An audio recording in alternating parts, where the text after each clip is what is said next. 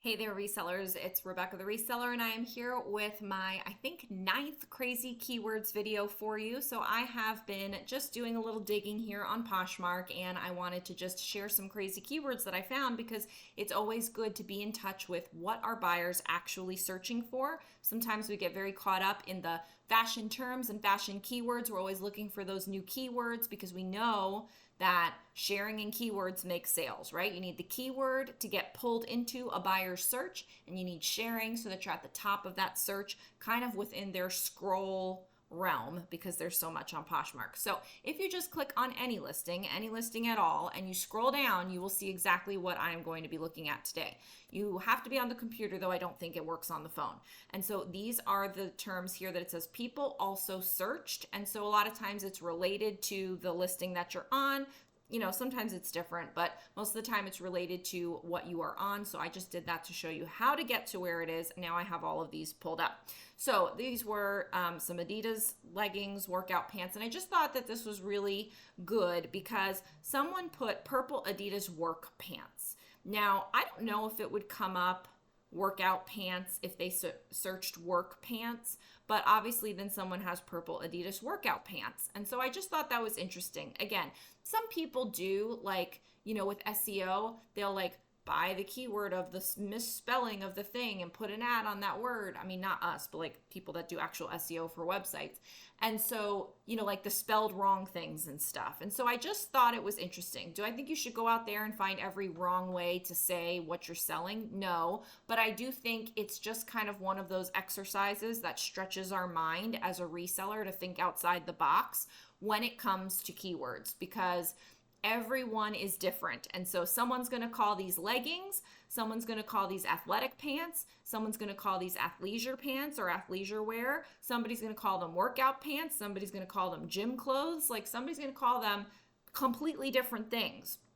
And I want to sell to all of them. So I don't really care. I don't discriminate. I don't distinguish. I want everybody's money. I want everybody to buy my items. And so I want to say all the keywords. This one I think is a repeat one, but I say it all the time because it is that important. And if you're catching me for the first time, you may have only seen this once. Athleta long sweater. People search long for everything. Long dress, long sweater, long coat, long I don't know what. And so it's out there. So your sweater might be tunic length. Your sweater might be I guess that's really all I would say for tunic length. Maybe if it was a cardigan, I might say like a duster type thing. But, you know, when it's longer, I'm saying that. I'm saying tunic length. If it's a car, I might say car coat length or, you know, over, you know, hits over the butt or something like that. I'm sure there's a better way to say it, but I am pretty pooped today and I don't have all of my words. The other thing I thought was interesting here on this one was Athleta summer dresses.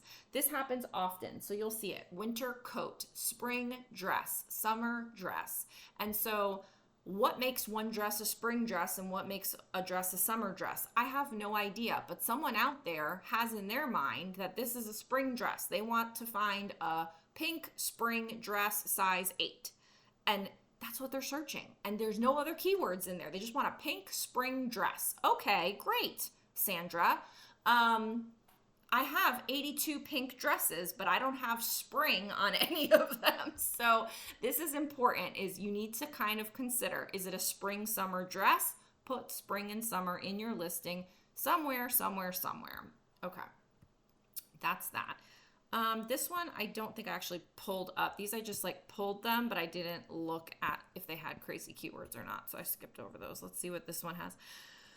Ripped jeans. This has come up before, and I think it's important because some people are putting destroyed, distressed, whiskered, ripped. There's other terms. And so I think that's important to consider all of them. Dark wash is always a good one in terms of mentioning the wash. It's something I forget often. I think that was it for that one.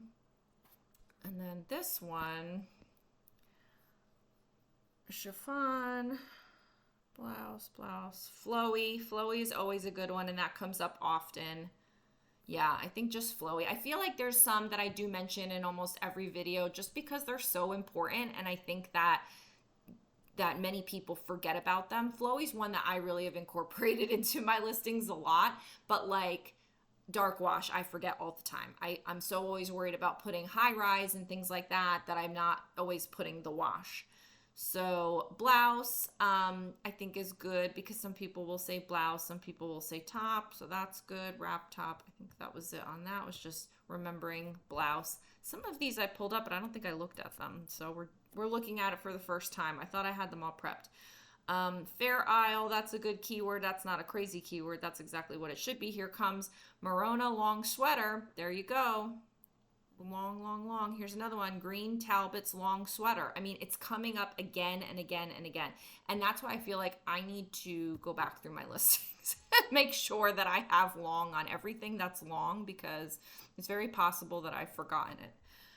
I do this research as much for me as I do to teach you guys. Like, this is as much a selfish thing as it is to share with you. And then people search for silly stuff. Abercrombie and Fitch T size large. Like, I don't know, T. Yes, like I guess T, yes, it is a word and it is a thing, but I don't know if we need to say T. Like, why can't you just write t-shirt? Yeah, T-E-E on that is important. Chunky sweater. This is a good one. Chunky is good because that can be something that people forget about. I don't think I do, but I think that I could see that somebody would forget about that. Boyfriend sweater, interesting. High-low sweater. I mean, again, scoop neck, cow neck, these are all good keywords, but none of them are particularly crazy. Studded sweater, okay, and shrug sweater. So, interesting. Okay. Bootcut jeans definition. Again, I don't know. Sometimes I feel like by the things that show up in these searches that it is pulled from Google somehow, but then part of me is like, why would Poshmark pull Google searches and put them here unless it is for SEO? I don't really know. Again, I'm not an SEO person. I know about keywords for reselling. That's about as cheap as, that's about as good as it gets. And I'm looking over here at cheap. Cheap, sexy jeans. This has come up again and again as well. I haven't probably included this in a little while. People search for cheap. They search for sexy on anything. Cheap, sexy dress, cheap dress, sexy dress, things like that. So if you think that your dress is particularly sexy, put it in there. If you think you are going to price it cheap, put cheap in there. Tight, that's another one. Tight jeans fashion. Yes, like that's important. Important. It's not a guy, that's a guy's sweater. I was trying to just stick to women's stuff. Let's see if there's anything good in there. No, I try to stick to women's stuff because I feel like one, that's what I sell mostly, and two, that's more where like there could be interesting stuff in there. 9 was single. Dark wash again. Mid-rise. Boho. No, there wasn't anything. I think some of these I didn't review. I apologize, guys. I thought I had them all prepped and ready to go. Asymmetrical, that's always a good keyword. It's not necessarily a crazy one, but a good one. Here goes T again. Flawless T-shirt. And so T-E-E-S-H-I-R-T. And so that's one of those things where it's like you can put T-shirt all together. T-shirt hyphenated. T-shirt. What else could you put? I guess that's about all of it. Crisscross front top. Choker shirt. I mean, those are all just good general keywords. Free swing cami. What is that? Let's see what that is. Swing cami. I mean, I know what a cami is, but what is a swing cami? What does that mean? Cami. These are just camis. I don't know what a swing cami is. What? But I guess it does. It's come up in some of the Torrid ones. So I guess it's a flowy swing cami. Swing cami. That's a good keyword. I don't usually sell Torrid tops, so that's probably why. Although this one's from Old Navy. So I guess it's just, so I'm learning a new just keyword, not necessarily a crazy keyword today. Swing cami meaning like flowy. It's loose. It's a loose cami. It's a cami in that it's spaghetti strap and it's just a small tiny top that maybe would go under something else perhaps, but swing in that it's flowy. And so I would say flowy. I would not say swing. So now I know. Good to know. All right.